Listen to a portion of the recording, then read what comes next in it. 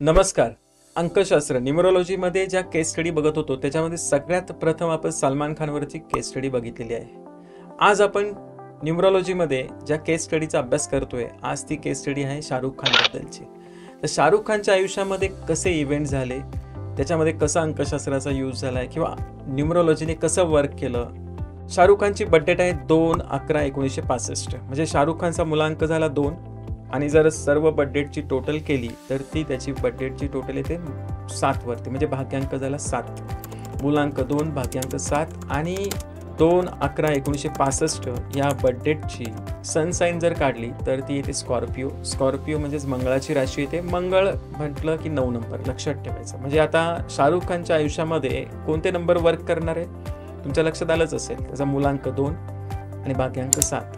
आणि अजून एक गोष्ट इथे एक चांगली आहे की मुलांक आणि भाग्यांक नंबर जे आहेत ते एकाच फॅमिलीतले नंबर आहेत. जसं सलमान खानच्या केसमध्ये मी तुम्हाला सांगितलं होतं, कारण का सलमान खानचा मुलांक होता 9 आणि भाग्यांक 6 वर येत होता. 9 आणि 6 एकाच फॅमिलीतले नंबर आहेत. जसं 3, 6, 9ला आपण एका फॅमिलीमध्ये पकडतो, तसंच हे 2 आणि 7 एकाच फॅमिलीमध्ये येतात. तर हे जेव्हा असतं ना, असं एकाच फॅमिलीमधला जर मुलांक भाग्यांक आला ना तर त्या व्यक्तींचं आयुष्य जास्त सक्सेसफुल होताना दिसतं.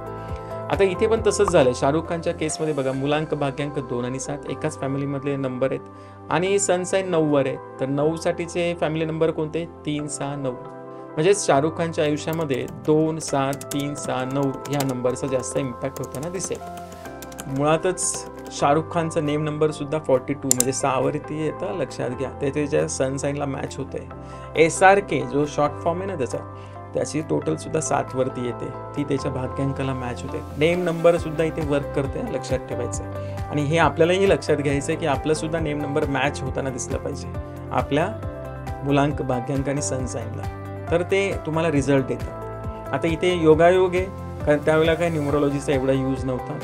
2000 नंतरच न्यूमरोलॉजीचा जास्त यूज झालेला दिसतोय. पण आता ही तेव्हाची नावं आहेत, तेव्हाच्या बर्थडेट आहेत, आपण त्याचं स्टडी करतोय. पण योगायोगानेच कशा इव्हेंट घडल्यात ना, हेच मला तुम्हाला सांगायचं आहे की असं का झालं. तर सुरुवात करूया शाहरुख खानचं. बघा, पहिली सिरियल ती कोणत्या वर्षी आलेली आहे? 1989. फौजी सिरियल तुम्हाला आता लक्षात आलं असेल.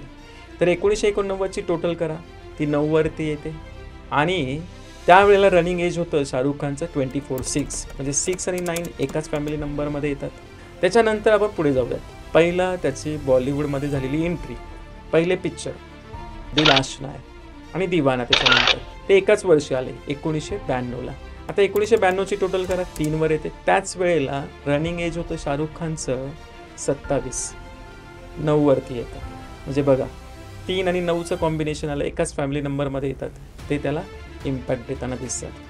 आता तुम्हाला माहिती आहे सगळ्यात सुपर डुपर हिट जो झाला आहे पिक्चर शाहरुख खानच्या आयुष्यातला, आणि शाहरुख खानला एक वेगळंच उंची मिळाली बॉलिवूडमध्ये, तो म्हणजे दिलवाले दुल्हनिया ले जाएंगे.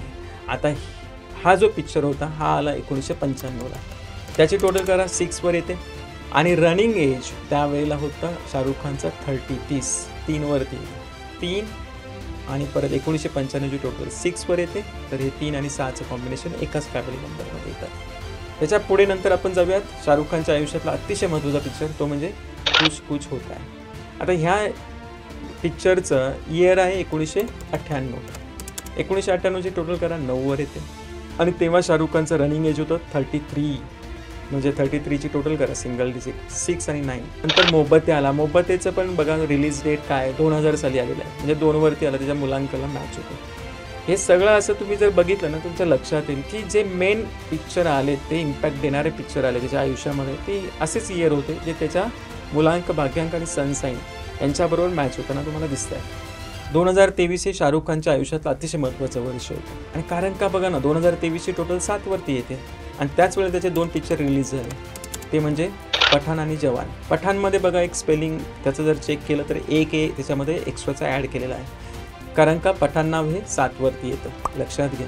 आणि इयर पण 7 होतं आणि शाहरुख खानचा भाग्यांक 7 आहे, त्याला ते मॅच करण्यात आलं. मग आता तुमच्या लक्षात आलं असेल शाहरुख खानच्या केस स्टडीमधून की कसे नंबर काम करतात. तुम्हाला ही केस स्टडी कशी वाटली मला कमेंट बॉक्समध्ये सांगा. Thank you very much. धन्यवाद.